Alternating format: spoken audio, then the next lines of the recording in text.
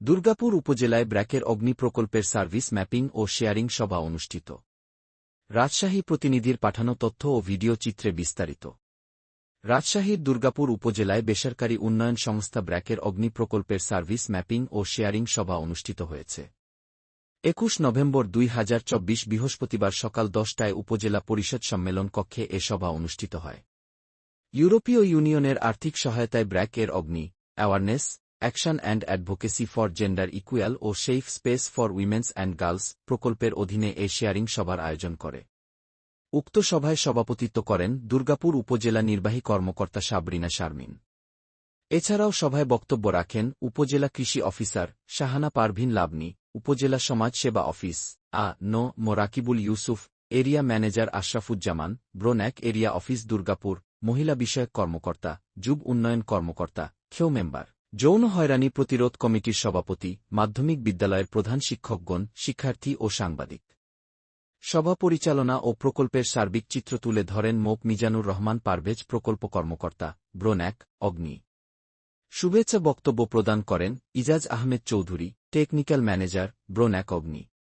সার্বিক সহযোগিতায় রেশমা খাতুন ও শামিমা খাতুন, স্বেচ্ছাসেবক দুর্গাপুর উপজেলা, ব্রোন্যাক অগ্নি প্রমুখ।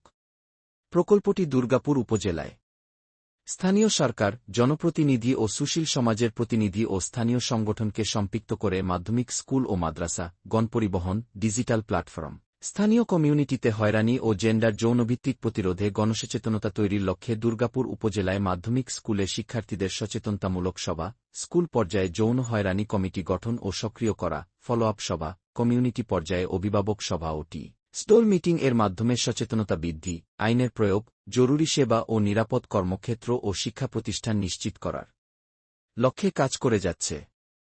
উক্ত সভায় সকলের উন্মুক্ত আলোচনা শেষে সভাপতির সমাপনী ও দিকনির্দেশনামূলক বক্তব্যের মাধ্যমে সার্ভিস ম্যাপিং ও শেয়ারিং সভার সমাপ্তি ঘোষণা করা হয়। আবরার হুসাইন, তেপান্তরের খবর ডেস্ক।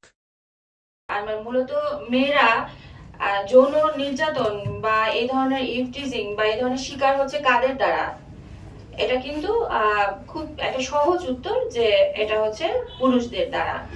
তো সেই ক্ষেত্রে তাদের যে মনোভাব বা তাদের যে দৃষ্টিভঙ্গি, নারীর প্রতি যে সম্মান, এই বিষয়টা তাদের বা নারীর যে একটা রোল, সে একজন মা, একসাথে সে একজন বোন, সে একজন নারী নানান ধরনের ভূমিকায় কিন্তু সমাজে কাজ করে। তো সেই নারীর যে সম্মানের জায়গাটা এবং নারীকে যে সম্মান করতে হবে, এটা তাদেরকে শিশুকাল থেকে কিন্তু এই বিষয়টা তাদের মনে জাগ্রত করতে হবে এবং এই জন্য আমাদের সবাইকে কাজ করতে হবে।